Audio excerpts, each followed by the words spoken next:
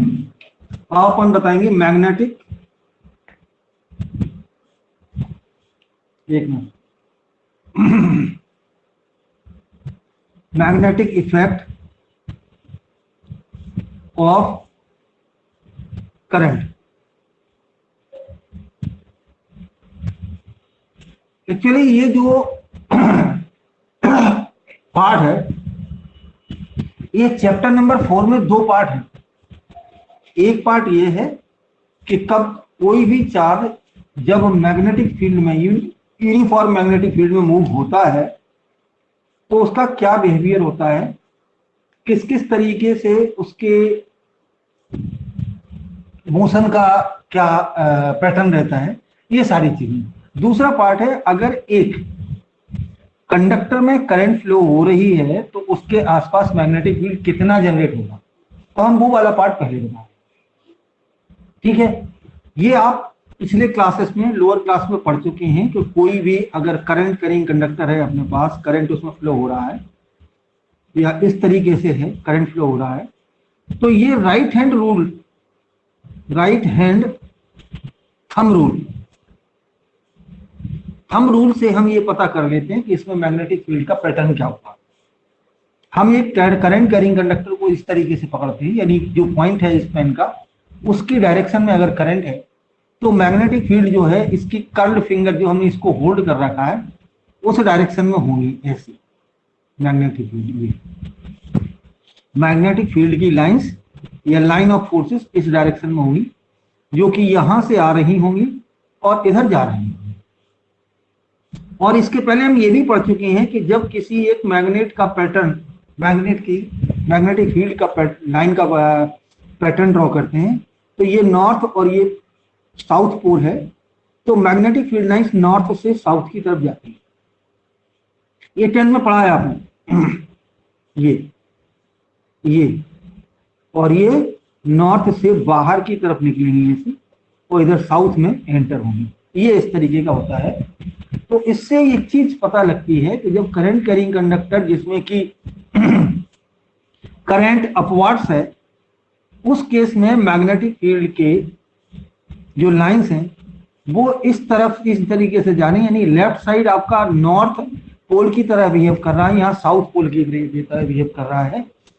और ये जो करंट कैरिंग कंडक्टर है वो एक मैग्नेटिक फील्ड उसके चारों तरफ जनरेट कर रहा है। और ये एरस्टड ने बताया कि जब हम किसी भी एक नॉन मैग्नेटिक मटेरियल का मतलब है का कंडक्टर, इसका मतलब ये है कि वो ऐसे मटेरियल का बना हुआ है जो मैग्नेट से किसी भी तरह से इफेक्टेड नहीं होता इन टर्म ऑफ रिपल्सन और अट्रैक्शन जैसे फोर्स के लिए। तो जब हम इसको, इस कंडक्टर में करंट फ्लो कर रहे हैं और इसके पास अगर आयरन की फ्रिल या आयरन की नेल्स रखें, और जैसे ही हम करंट इसमें फ्लो करते हैं ये इसमें स्टिक हो जाते हैं, चिपक जाते हैं, और जैसे ही करंट हम इसमें फ्लो करना बंद करते हैं ये निकल जाते हैं। इसका मतलब, ये जो एविडेंस है इस बात का कि ये करंट कैरिंग कंडक्टर एक मैग्नेटिक फील्ड जनरेट कर रहा है इसके दोनों तरफ। ठीक, बट वो ये बताने से रहे कि ये कितना मैग्नेटिक फील्ड होता है। एक्चुअली मैग्नेटिक फील्ड जो है वो सिमिलर है कुछ बहुत सारी चीजों में इलेक्ट्रिक फील्ड से। कैसे है? इलेक्ट्रिक फील्ड जो होता है वो area around a charge in which we can experience the effect of that charge, यानी अट्रैक्शन या रिपल्शन का फोर्स जितने डिस्टेंस वाले कवर्ड एरिया, सिमेट्रिक एरिया में वहां पर फील होता है, एक्सपीरियंस होता है, वो इलेक्ट्रिक फील्ड होती है। ठीक उसी तरह से मैग्नेट के चारों तरफ वो एरिया जिसमें वो या तो मैग्नेटिक मेटल या कोई ऐसी चीज जिसको वो अट्रैक्ट कर सके, उसको वो उसके ऊपर फोर्स ऑफ अट्रैक्शन या रिपल्शन का लगाता है। हालांकि मैग्नेट में तो जब अपन मैग्नेटिक मटेरियल कोई पास रखेंगे तो उसमें अट्रैक्शन का फोर्स ही लगेगा, वो मैग्नेटिक फील्ड। अब जैसे कि इलेक्ट्रिक चार्ज के चारों तरफ इलेक्ट्रिक फील्ड होती है, वो ये आपका मान लीजिए सपोज ये पॉजिटिव चार्ज है, तो इलेक्ट्रिक फील्ड जो है वो ये होती है इस तरीके की, और उसके सरफेस के परपेंडिकुलर डायरेक्शन में होती है। और ये ऐसा होता है कि ये जो कर्व है ये इनफाइनाइट तक एक्सटेंड होता है, और ऐसा माना जाता है कि वो नेगेटिव चार्ज की तरफ जाता है, पॉजिटिव से नेगेटिव। बट ये कर्व क्लोज नहीं है, लेकिन मैग्नेटिक फील्ड में ऐसा नहीं है। मैग्नेट यही एक अकेली डिसिमिलरिटी है इसमें, नॉर्थ और साउथ है। तो नॉर्थ से साउथ की तरफ जब मैग्नेटिक फील्ड लाइन जाती है तो वो इस तरीके से जाती है इधर, और ये इधर जाती है, मतलब बंद हो जाती है। ये इधर जाएगी नॉर्थ से तो साउथ की तरफ चले जाएगी, और इसके अंदर इस तरीके से ये क्लोज कर्व होते हैं और ये आपके ओपन कर्व होते हैं। ठीक, इलेक्ट्रिक फील्ड लाइंस के बारे में हमने एक और बताया था कि इलेक्ट्रिक फील्ड लाइंस जो होती हैं वो एक्चुअली लाइन ऑफ फोर्स हैं, जिस फोर्स की वजह से जो हम टेस्ट चार्ज एक चार्ज के पास रख रहे हैं उस पर लगने वाला फोर्स जो है, उस लगने वाले फोर्स की वजह से वो चार्ज अगर छोड़ दिया जाए और जिस पाथ को फॉलो करता है उस पाथ को ही हम इलेक्ट्रिक फील्ड लाइंस कहते हैं। ठीक इसी तरह इसको बोलते हैं मैग्नेटिक फील्ड। और दूसरी बात ये थी कि किसी पॉइंट पर इलेक्ट्रिक फील्ड की डायरेक्शन उस लाइन पर टेंजेंट की डायरेक्शन में होती है। यानी कहने का मतलब ये है कि direction of field intensity is along the tangent direction of electric field intensity at any point.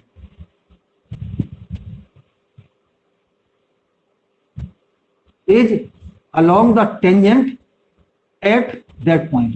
उस पॉइंट पर हम जो टेंजेंट ड्रॉ करते हैं उस डायरेक्शन में फील्ड की डायरेक्शन होती है, चाहे वो मैग्नेटिक फील्ड हो या इलेक्ट्रिक फील्ड हो। ये चीज हमें ध्यान रखना, क्योंकि जब हम मैग्नेटिक फील्ड निकालेंगे तो मैग्नेटिक फील्ड इलेक्ट्रिक फील्ड की तरह वेक्टर क्वांटिटी होती है, और इलेक्ट्रिक फील्ड इंटेंसिटी को ई वेक्टर से डिनोट करते हैं, मैग्नेटिक फील्ड को बी वेक्टर से डिनोट करते हैं। तो अब हम जो स्टडी करेंगे वो बी के बारे में करेंगे, यानी मैग्नेटिक फील्ड इंटेंसिटी के बारे में करेंगे। अब प्रॉब्लम यहाँ ये आती है कि अब तक हम इसके इतने सुनने के बाद हमें एक बात समझ में आई कि मैग्नेटिक फील्ड एक एरिया है, फील्ड मतलब एरिया, लेकिन किसी पॉइंट पर उसकी स्ट्रेंथ क्या है, जिस पॉइंट पर उसकी इंटेंसिटी है, उस इंटेंसिटी को हम बी से डिनोट करते हैं। और जैसे कि इलेक्ट्रिक फील्ड इंटेंसिटी को हम कूलाम लॉ के कूलामियन फोर्स के यूनिट पॉजिटिव टेस्ट चार्ज पर कूलामियन फोर्स जो लगता था उससे इसको इलेक्ट्रिक फील्ड इंटेंसिटी को हम एक्सप्रेस करते थे, उसी तरह कूलाम के लॉ से हम मैग्नेटिक फील्ड भी एक्सप्रेस करते हैं। ये हालांकि और अगले चैप्टर्स में इसके बारे में डिटेल में बताया जाएगा, लेकिन यहाँ इतना समझना जरूरी है। तो जब ये तो मैग्नेट के बारे में होगा, ये चार्ज के बारे में होगा, जैसे कि पॉजिटिव और नेगेटिव चार्ज होता है उसी तरह से मैग्नेट में ये नॉर्थ मैग्नेटिक चार्ज बोलते हैं और साउथ को साउथ मैग्नेटिक चार्ज बोलते हैं। यहाँ पर इलेक्ट्रिक चार्ज बोला जाता है, यहाँ पर मैग्नेटिक चार्ज बोला जाता है। सारे फॉर्मूले जो आपके इलेक्ट्रिक फील्ड में हैं उसी तरह से सारे फॉर्मूले मैग्नेटिक फील्ड में भी होते हैं। जैसे मैग्नेटिक इलेक्ट्रिक फील्ड हमने एक्सियल पोजीशन पे निकाली, हमने इक्वेटोरियल पोजीशन पे निकाली, उसी तरह से एक बार मैग्नेट के एक्सियल पोजीशन पे और इक्वेटोरियल पोजीशन पे दोनों पे हम मैग्नेटिक फील्ड निकाल सकते हैं। अब दो तीन चीजें और समझ लो, फिर उसके बाद आगे बात करें। इलेक्ट्रिक फील्ड का जो फॉर्मूला होता है वो होता है E = KQ/R², और मैग्नेटिक फील्ड का जो फॉर्मूला होता है किसी सिंगल, हालांकि मैग्नेट में कभी भी मैग्नेट का साउथ और नॉर्थ पोल हम अलग नहीं कर सकते, लेकिन फिर भी अगर हम उसको हाइपोथेटिक कलेरिंग मतलब उसको इमेजिन कर लें कि यूनिट पोल है और अगर मैग्नेट है भी तो मैग्नेट का डाइपोल के फॉर्म में यूज करते हैं इलेक्ट्रिक। यहाँ तो सिंगल चार्ज के लिए हो जाता है, यहाँ सिंगल जो होता है वो मैग्नेटिक पोल पॉसिबल नहीं है, तो सिंगल के लिए तो मैग्नेटिक फील्ड कुछ होगा नहीं। इलेक्ट्रिक डाइपोल के लिए जब अपन देखते हैं तो इलेक्ट्रिक डाइपोल के लिए इलेक्ट्रिक फील्ड जो होती है K 2p/r², ये होती है ना 2kp/r², ये किसके लिए एक्सियल पोजीशन है। तो मैग्नेटिक फील्ड जो होगी मैग्नेटिक डाइपोल के लिए, मतलब स्मॉल बार मैग्नेट एन और एस जिसमें है, उसके एक्सियल पोजीशन पे जो मैग्नेटिक फील्ड होगी वो होगी K2, और यहाँ पर जो P मांगे जो इलेक्ट्रिक डाइपोल है और यहाँ मैग्नेटिक डाइपोल मोमेंट M कहलाता है अपॉन आर स्क्वायर, यही फॉर्मूला रहेगा। यहाँ हम देखते थे कि नीचे एक टर्म होता था, यहाँ भी एक टर्म होगा, ये अप्रोक्सीमेट है, एग्जैक्ट नहीं है, ठीक। यानी r square minus l square जो होता था वही उसी तरीके से रखा जाना है, और यहाँ पर ऊपर होगा आपका कितना Q3/2, तो ये इस तरीके से रहेगा जो है, चलो ठीक है। इसी तरह से एक्सियल पोजीशन का हो गया और इक्वेटोरियल पोजीशन का, तो ये सारे फॉर्मूले मैग्नेट और इलेक्ट्रिक फील्ड में दोनों में सिमिलर होते हैं, हालांकि ये आपके कोर्स में नहीं है, ठीक। अब आगे चलते हैं, ये तो हो गया मैग्नेट और चार्ज के बारे में। अब जब ये आपका करंट कैरिंग कंडक्टर एक मैग्नेट की तरह काम कर रहा है, एक मैग्नेट की तरह मैग्नेटिक फील्ड जनरेट कर रहा है, तो इसके बारे में एक साइंटिस्ट थे, दो साइंटिस्ट थे, एक थे बायोट और एक रहे Savart.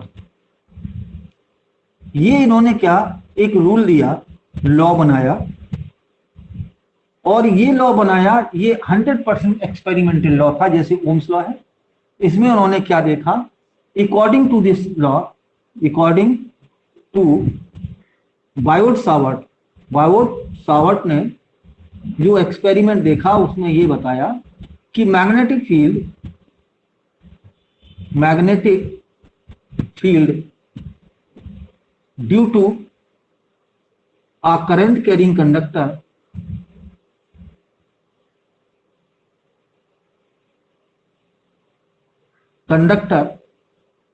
is number one directly proportional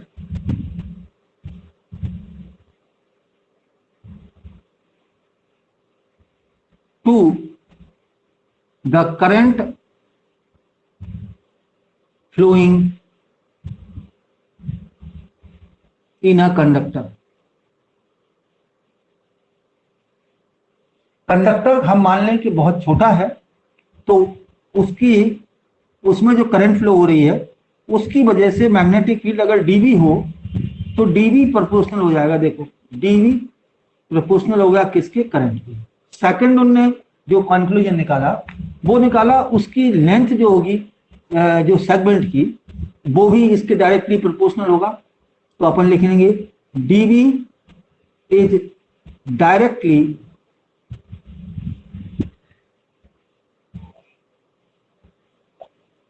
proportional to current segment, जिस सेगमेंट में करंट फ्लो हो रहा है सेगमेंट, और हमने उसको बहुत छोटा लिया तो लेंथ को हमने डीएल मान लिया, तो ये हो गया dv is proportional to dl. Third, अब मान लीजिए हम ये बता रहे हैं कि ये कंडक्टर है हमारा ऐसा, ये टेढ़ा मेढ़ा, इसमें एक छोटा सा पार्ट लिया हमने, ये डीएल है, थोड़ा और साफ होना ये, और इसमें ये जो पार्ट है इतना सा, इसको लिया हमने डीएल, और इसमें करंट आई फ्लो हो रही है।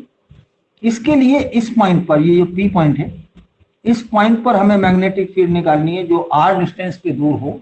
तो इसके लिए ये सारे एक्सपेरिमेंट थे।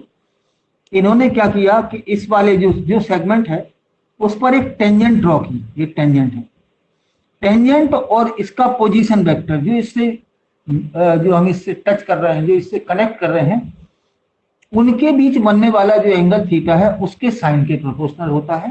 तो अपन ये लिख देंगे DV is directly proportional to sine या sine of angle between the position vector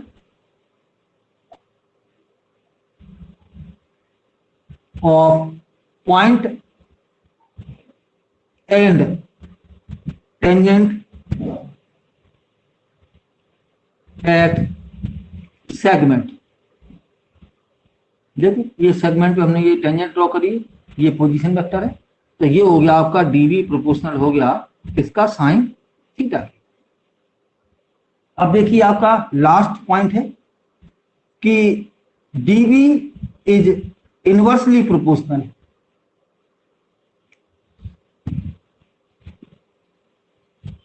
to the square of distance of point, desired point, यहां पर हमें मैग्नेटिक फील्ड निकालनी है। डिजायर्ड पॉइंट क्या लिखा है, inversely proportional to the square of distance of desired point.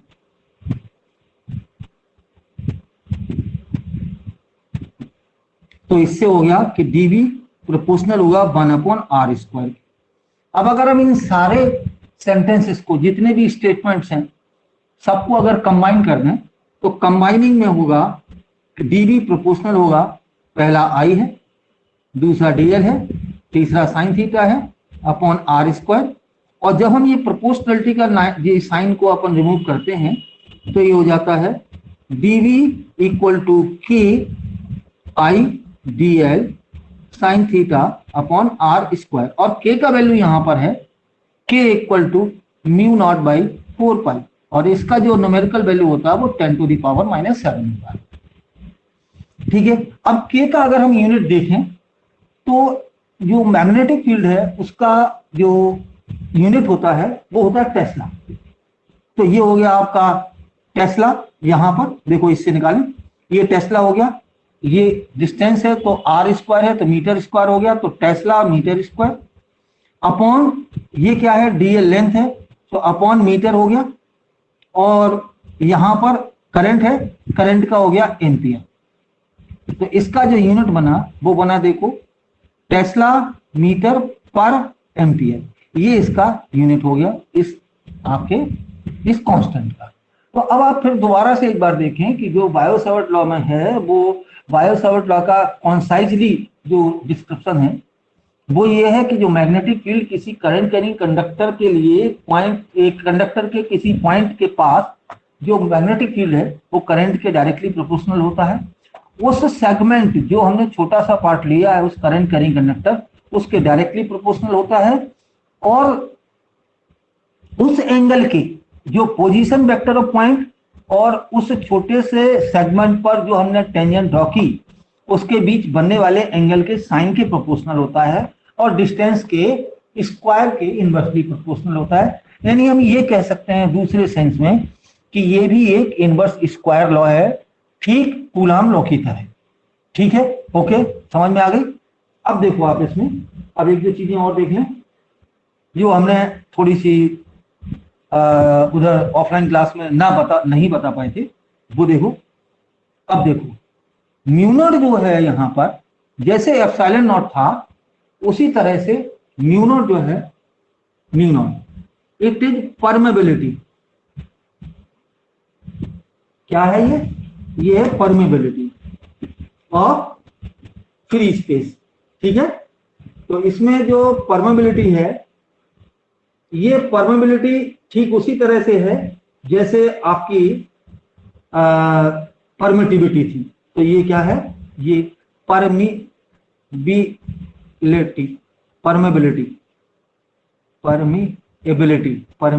ठीक, परमेबिलिटी ऑफ फ्री स्पेस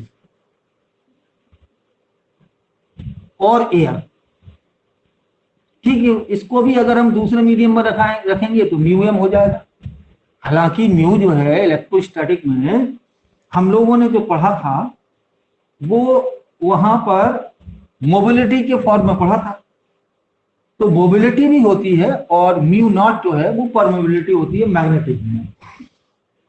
अब आप देखिए, अब हम एक रिलेशन बता दें, ये कई बार पूछ लेते हैं और ये एमसीक्यू में भी आ जाता है। हम ये जानते हैं कि 1/4π को हम अभी भी बता चुके आपको कि इलेक्ट्रोस्टैटिक और मैग्नेटिज्म ये दोनों अलग अलग नहीं है, आगे जाके दोनों कंबाइन हो जाती हैं, इसलिए इसको इलेक्ट्रोमैग्नेटिक बोलते हैं। इलेक्ट्रोमैग्नेटिक यानी इलेक्ट्रिसिटी और मैग्नेट का कॉम्बिनेशन। इसका वैल्यू हमें पता है कितना होता है, 9 × 10⁹ ठीक। अब यहां पर μ0/4π जो है तो उसका वैल्यू कितना है 10 टू द पावर -7। अगर हम इन दोनों को किसी तरह से इनके रिलेशन बनाए, तो रिलेशन बनाने के लिए अगर हम इन दोनों को मल्टीप्लाई कर दें, मान लें, ठीक है, इन दोनों को मल्टीप्लाई कर दें, तो अगर हम मल्टीप्लाई करते हैं तो मल्टीप्लाई करने पर हमें जो मिलेगा वो देखिए क्या होगा। या हम इन दोनों के अलग अलग वैल्यू निकाल लेते हैं। चलो, एप्सिलॉन नॉट का वैल्यू कितना हुआ 1/4 9 इंटू 10 टू द पावर 9, इस वाले रिलेशन से। और यहाँ म्यू नॉट का वैल्यू कितना हुआ 4 pi into 10 to the power -7। अगर इनका मल्टीप्लीकेशन कर दें एप्सिलॉन नॉट और म्यू नॉट का, तो देखिए क्या होगा, ये ऊपर पहुंच जाएगा 4 pi into 10 to the power -7, नीचे क्या पहुंचेगा 4 पाई इंटू 10 की power 9 into 10 to the power 9। देखो ये दोनों उड़ गए नहीं उड़ गए? अब जब ये दोनों उड़ गए तो अब इन्हें देखो कैसे कवन कर सकते हैं। ये हो गया, इसको इधर लाएं तो अब कितना हो गया mu naught into epsilon naught equal to 1/9 into 10 to the power 9 और इंटू 10 की पावर 7, यानी कितना हो गया 1/9 इंटू 10 टू द पावर 16। और ये देखो इसका अगर स्क्वायर रूट लें तो mu naught into epsilon naught equal to हो गया 1/3 into 10 to the power 8।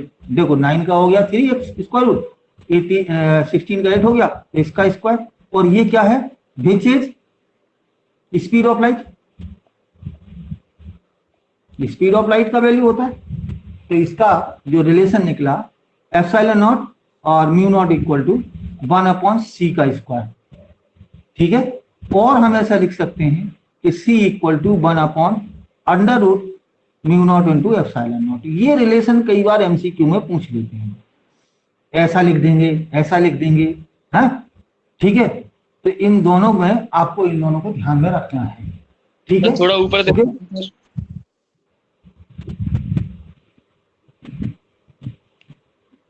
Okay sir.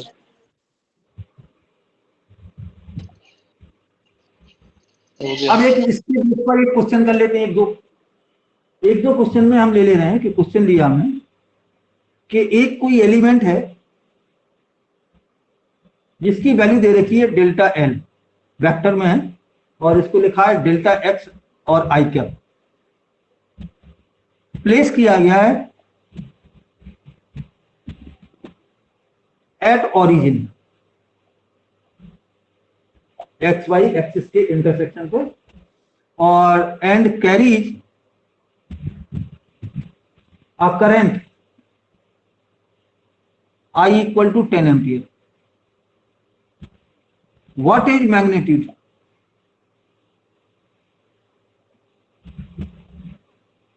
Of magnitude on y axis at a distance of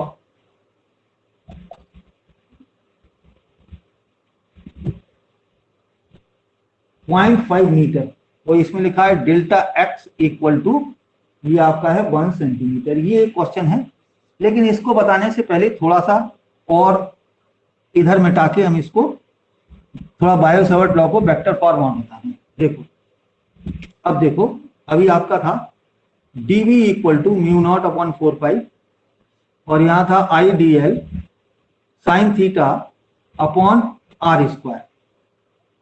जब आर स्क्वायर है तो इसका ये तो पोजीशन वेक्टर था, तो आर स्क्वायर का मतलब क्या हुआ कि dv equal to mu naught upon 4 pi, यहाँ आई, और ये जो डीएल है ये भी मैग्नीट्यूड है, और क्योंकि ये टेढ़ा मेढ़ा ये था आपका कंडक्टर, तो अगर हमने इसका ये पार्ट लिया तो इसके साथ डायरेक्शन एसोसिएट है, क्योंकि हर पॉइंट पर इसकी टेंजेंट की डायरेक्शन अलग अलग है, डायरेक्शन एसोसिएट हो रही है लेंथ के साथ में, तो ये आपका कुल मिला के वेक्टर क्वांटिटी हुआ, ठीक।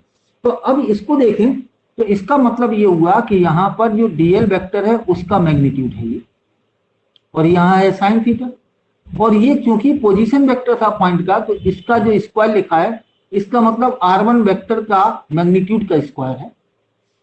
अब अगर हम इसमें मैग्नीट्यूड का ऊपर नीचे मल्टीप्लाई कर दें तो देखो ये dv equal to mu naught upon 4 pi आई, और यहाँ हो गया डीएल वेक्टर का मैग्नीट्यूड, और हमने आर के मैग्नीट्यूड का और मल्टीप्लाई कर दिया, यहाँ साइन थीटा लिख दिया। तो अगर नीचे मल्टीप्लाई करेंगे तो आर वेक्टर का क्यूब हो जाएगा, हो जाएगा।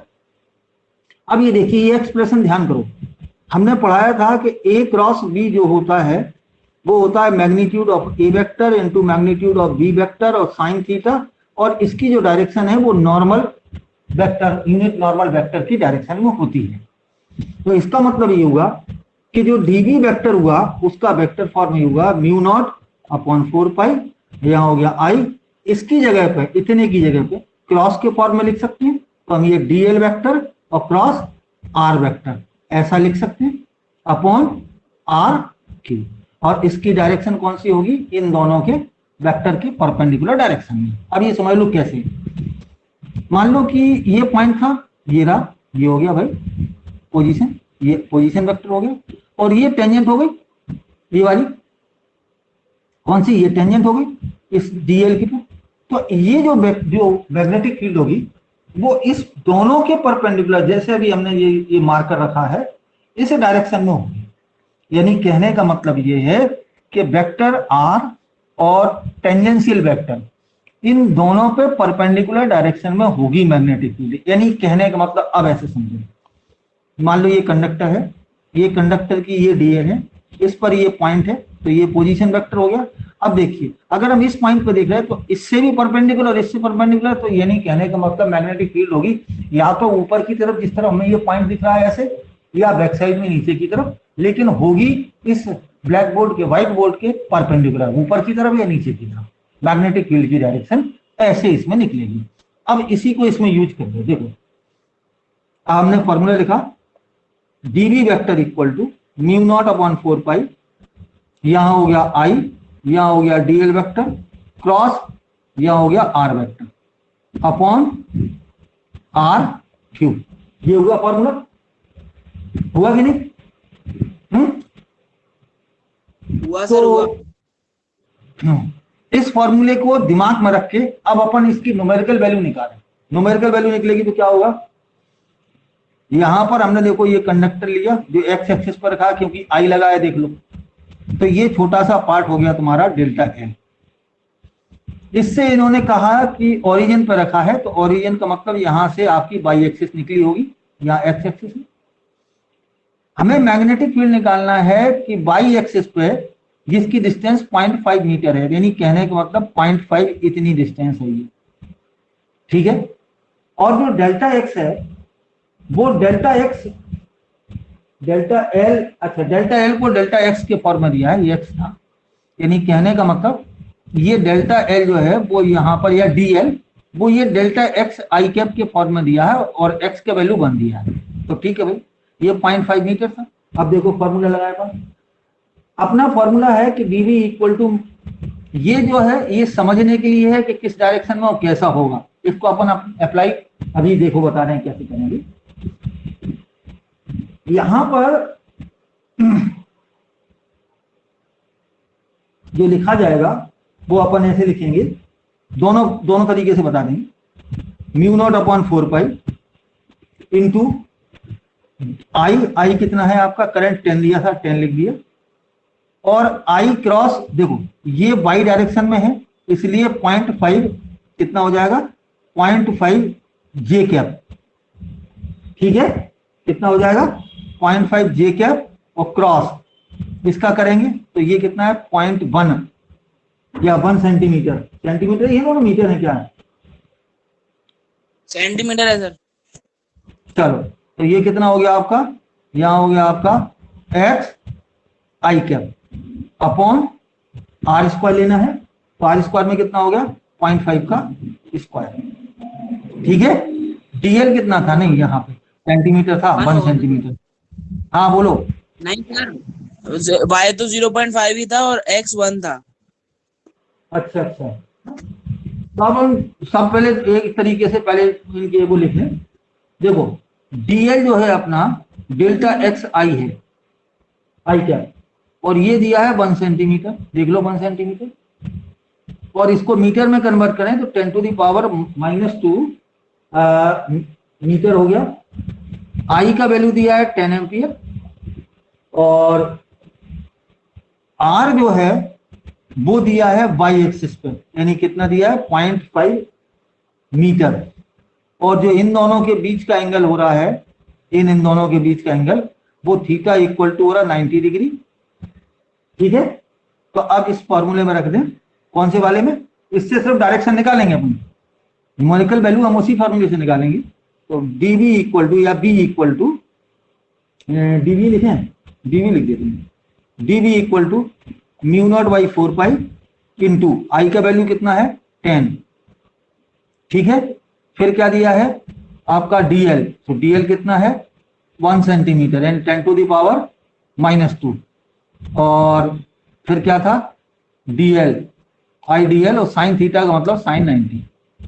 नीचे आपको इसकी डिस्टेंस की स्क्वायर कर देना है, तो ये टेस्ला आएगा टेस्ला में। अब देखो डायरेक्शन निकालना है तो डायरेक्शन इन दोनों से निकलेगी, यानी डीएल क्रॉस आर वेक्टर, ये इन दोनों को देखेंगे तो डीएल दिया है आपका delta x i cap cross r है कितना है वाई एक्सिस पे वाई मान लेते हैं, और क्योंकि ये वाई एक्सिस में से जे कैप हो गया तो एक्स वाई ये हो गया डेल्टा एक्स वाई, और इसका जो मल्टीप्लीकेशन है आई क्रॉस जे ये होता है के, तो इसलिए क्या हो जाएगी इसकी डायरेक्शन डेल्टा एक्स वाई और के कैप, यानी कहने का मतलब क्या होगा ये जेड एक्सिस की डायरेक्शन में होगा, ये ऐसे लगेगा। ठीक है, हाँ सर हो क्योंकि गया। प्लस के आ रहा इसलिए ये जेड एक्सिस की डायरेक्शन में होगा। ठीक, रब कर दें, कर दो सर कर दो। अब देखो, अब मैग्नेटिक फील्ड ड्यू टू ये straight line conductor, infinite long straight line conductor में देखें तो अब निकाल रहे हैं, इससे कम न्यूमेरिकल है डायरेक्ट फॉर्मूले से, लेकिन अब जो बता रहे हैं उससे बहुत सारे न्यूमेरिकल्स बनते हैं, ये बहुत इंपॉर्टेंट भी है। तो अपन अब देख रहे हैं magnetic field due to a long, मतलब इनफाइनाइट लॉन्ग भी कह सकते हैं, लॉन्ग और सीधा स्ट्रेट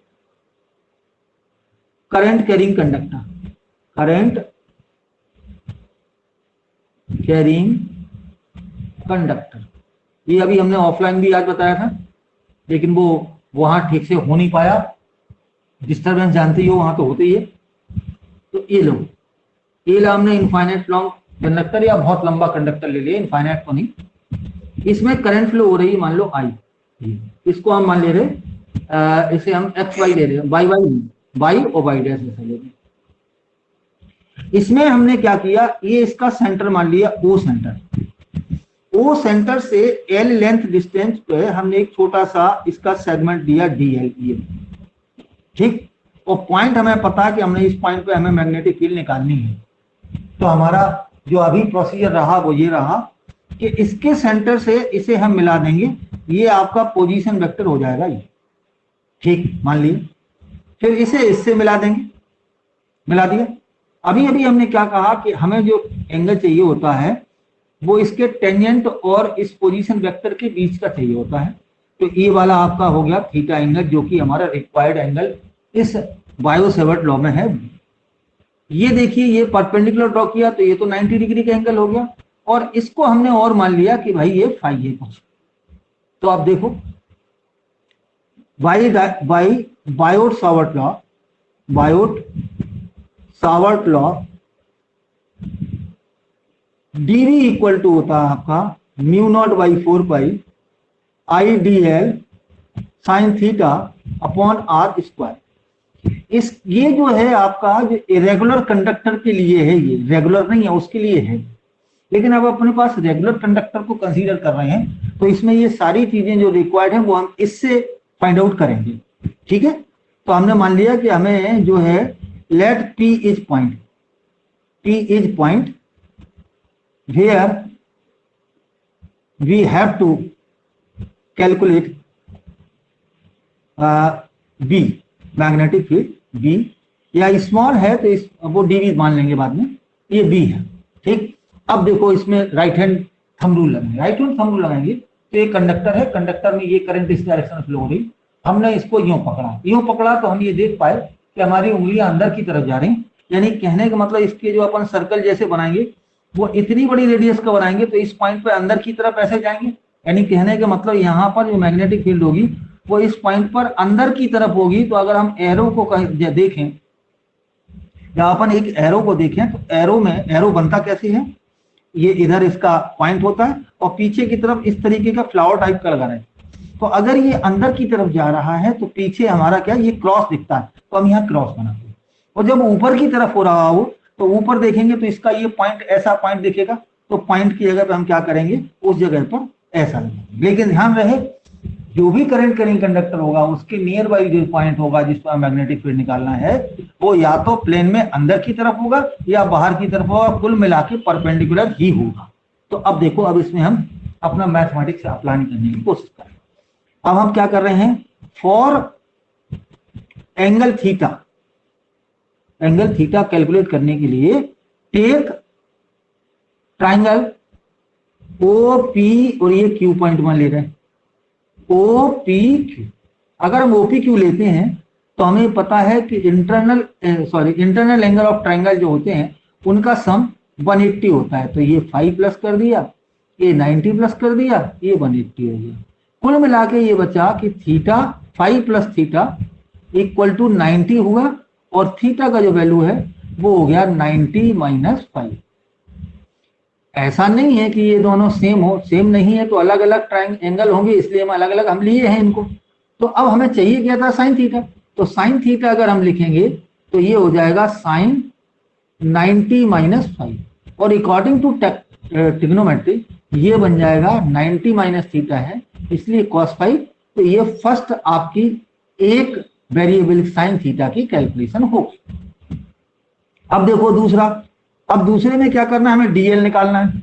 हमारे पास एल है, डीएल की वैल्यू निकालना है। वैल्यू तो हमने एज्यूम किया था, लेकिन इस कंडीशन में क्या होगा, तो हम ये डिस्टेंस को ए और मान ले रहे हैं, ए बी सी कुछ भी मान लें, तो हमने इसको ए मान लिया। तो अब अपने पास क्या हो गया, देखो अलग से बनाए, ये आर है, ये ए है, और ये आपका एल है, और ये आपका फाई एंगल है।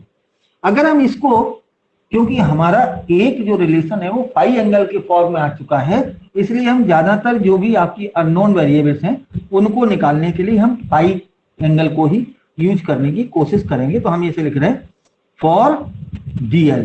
डीएल के लिए क्या करें, इन दोनों में रिलेशन बन रहा है भाई, देख लो, ये है आपका एंगल, तो एंगल की बेस लाइन इसका बेस होता है और उसके फ्रंट लाइन जो होती है वो आपका परपेंडिकुलर होता है। तो इसमें अपना लिख लिया हमने l upon a equal to हो जाएगा tan फाई। लेकिन हमें तो भाई चाहिए क्या, डीएल, तो इसका मतलब है यहाँ डिफरेंशिएशन 100% अप्लाई होगा। तो इससे अपन ने क्या कर दिया, एल इक्वल टू हो गया ए tan फाई। ठीक, अब हमें डीएल निकालना है, तो डीएल अपॉन फाई के रेस्पेक्ट में इसका डिफरेंशिएशन कर दें। तो फाई करेंगे, ए कांस्टेंट है, और tan फाई का हो गया सेक स्क्वायर फाई। तो डीएल इक्वल टू क्या बन गया आपका, ए सेक स्क्वायर फाई और डी फाई। ये आपका डीएल बन गया भाई। चलो, अब डीएल भी मिल गया हमें। अब हमें आर चाहिए, तो आर को हम कैसे निकालें, देखो ये दोनों, ये हम यहां से नहीं नाप सकते, हम कंडक्टर की सामने सामने डिस्टेंस देख सकते हैं और कितने दूर पर हमने कोई वो लिया है, तो ये दोनों आसानी से मेजर की जा सकती है, इसलिए इन्हीं के फॉर्म में निकालेंगे। तो अब देखो हमें क्या चाहिए, आर चाहिए। तो आर चाहिए, तो आर को हम, ये डिस्टेंस तो बड़ी आसान है, इससे निकाल सकते हैं इन दोनों में रिलेशन। तो हम ऐसा लिख सकते हैं कि cos phi equal to a upon r. तो आर इक्वल टू क्या हो गया भाई, इससे हो गया ए अपॉन cos फाई, और 1 अपॉन cos फाई होता है sec फाई, तो ए sec फाई ये बन गया आपका आर का वैल्यू। बस अब इसको इस पर पुट कर, ये आपकी हो गई तीसरी चीज, तीसरी कैलकुलेशन। अब हमारे पास क्या था, dv equal to mu naught by 4 pi i d l sine theta upon r square. ये सारी चीजें हमें मिल चुकी है, रख दें हम इसमें। तो dv इक्वल टू हो गया कितना, म्यू नॉट अपॉन 4 पाई, यहाँ आई, dl की जगह हमने रखा क्या, dl कहाँ था, हाँ, a sec square five, a sec square five, और साथ में d फाइव। चलो भाई लिख गया। अब dl हो गया, अब हमें r चाहिए, हाँ, अभी साइन साइन थीटा का वैल्यू और साइन थीटा का क्या था, cos फाइव, तो हमने मल्टीप्लीकेशन में cos फाइव ये और लिख दिया। अब रहा आपका क्या, आर का वैल्यू। आर का वैल्यू क्या है, ए सेक फाइव और इसका स्क्वायर। सो अब आपका क्या बन गया, DV equal to mu naught by 4 pi आई, और इधर हुआ आपका a sec square phi into cos phi और इंटू डी फाइव अपॉन इसका स्क्वायर किया तो ए स्क्वायर, यहाँ हुआ सेक स्क्वायर फाइव। तो ये और ये कैंसिल हो गया और इस एक से ए चला गया। तो अब आपके पास बचा DV equal to mu naught I 4 pi और ए ये कांस्टेंट है तो इसको ही बाहर निकाल लिया। अब आपका क्या बचा, cos फाइव और डी फाइव। देख लो, अब कंप्लीट हमें मैग्नेटिक फील्ड निकालनी है। तो देखिए, ये था आपका कंडक्टर, ये था पॉइंट, और इस छोटे से पार्ट के लिए ये थीटा एंगल बना रहा था, यहाँ फाइव बन रहा था। अगर ये देखो डिस्टेंस नापने में तो हमें प्रॉब्लम हो सकती है। इनडायरेक्ट मेथड हमने आपको पढ़ाया हुआ है 11th में, उससे हम फार डिस्टेंस को एंगल के फॉर्म में मेजर कर सकते हैं। तो हमने मान लिया कि ये जो फाइव था वो नीचे की तरफ, इस बेस से नीचे की तरफ चला गया, तो ये माइनस का फाइव वन हो गया। ऊपर की तरफ लें तो ये ले लेते हैं हम फाइव टू। अगर हम इसका इंटीग्रेशन फाइव वन से माइनस फाइव वन से फाइव टू के बीच में कर दें तो कंप्लीट वायर से, कंप्लीट करंट कैरिंग कंडक्टर से मैग्नेटिक फील्ड फाइंड आउट कर सकते हैं। तो हमने क्या किया, माइनस फाइव वन और ये फाइव टू, यहाँ डीवी, ये आपका कंप्लीट मैग्नेटिक फील्ड बी हो जाएगा। और इस तरफ लिखा तो ये तो सब कांस्टेंट है 4 पाई ए, इसका हम इंटीग्रेशन कर दें माइनस फाइव वन से फाइव टू तक, तो ये हो गया आपका cos फाइव और ये डी फाइव। कॉस का इंटीग्रेशन होता है साइन, तो अपन ये लिख देंगे म्यू नॉट आई अपॉन 4 पाई ए, ठीक है। इसका किया तो ये हो गया साइन फाइव, और यहाँ जो वैल्यू रखा वो minus five one lower limit है, हायर लिमिट आपकी फाइव टू है, तो ये पहले माइनस का होगा ना साइन, नहीं माइनस डिफरेंशिएशन होता है इंटीग्रेशन में। तो v इक्वल टू हो गया म्यू नॉट आई अपॉन 4 पाई ए, इसका रखा तो ये कितना हो गया साइन फाइव टू माइनस, यहाँ हो गया साइन माइनस फाइव वन। और जब साइन के अंदर माइनस हो तो बाहर निकल के आ जाता है। जब ये बाहर निकलेगा तो क्या आ जाएगा, v equal to mu naught, यहाँ थोड़ा सा लिखिए, v equal to mu naught upon 4 pi I upon a, और यहाँ हो गया sine phi one plus sine phi two. ये आपका फॉर्मूला इसका निकल के आ गया। यानी कहने का मतलब ये है, जब आपका स्टेट का करंट कैरिंग कंडक्टर हो तो उसके लिए जब हमें मैग्नेटिक फील्ड किसी पॉइंट पर निकालना हो तो ये जो निकलता है वो एक तो कंडक्टर से डिस्टेंस है उस पर डिपेंड करता है, यानी जितनी दूर हम चले जाएंगे उतनी कम मैग्नेटिक फील्ड हो जाएगी। और दूसरा साइन के एंगल्स जो उसके इजिज बनाते हैं कंडक्टर की, उस पॉइंट से, देखिए ये यहाँ बनाया, ये यहाँ बनाया, ठीक है। तो अब हम इसका थोड़ा सा एनालिसिस करेंगे। एनालिसिस करेंगे तो इसको वीडियो देख लेना, वीडियो में है, उसको नोट करने की जरूरत नहीं है। देखिए, अब देखिए आपके पास जो फॉर्मूला आया वो फॉर्मूला अब बनकर आ गया। एक बार थोड़ा सा देर के लिए और रख दें ताकि थोड़ी देर और रिकॉर्ड हो जाए।